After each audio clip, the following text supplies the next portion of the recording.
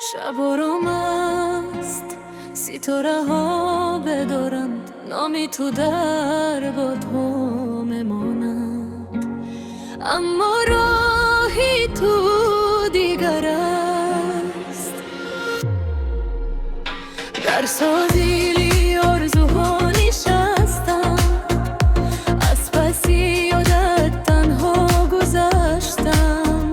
مفجاها نامی تو را میخوانند، دلم را به سویت میبرند. چشمانی من براحت ماندند، صد بار تو را آرزو کردم. در لحظه به تو مثلی ساست، قصه عشقم حالا هم زنده است. ارغن نوشم اما دل سوخن دارد، در هر تپشی شبانه نامی تو صدا دارد. یک صدای ساحلی دلم، بس سوی تو میرسد هر دم. تو مثل نوری صبح بودی، روشنگری راهی دلم. خد صدای ساحلی دلم، در مغز یادت گم شدم.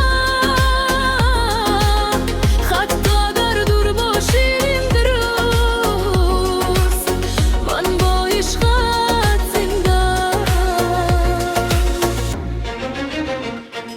بارونی بخار به یادم آورد، آن لحظه که دلم را بردی. خنده تو مثل سرود بود، در هر نفسم وجود بود.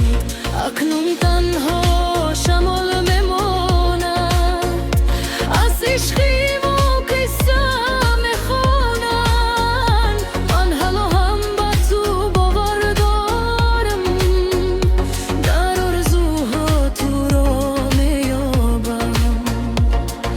اگر نوزه باز برگردد، ساحلی دل گلزار گردد.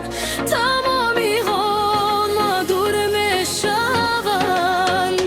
وقتی که چشمانت خندند. یک صدای ساحلی دل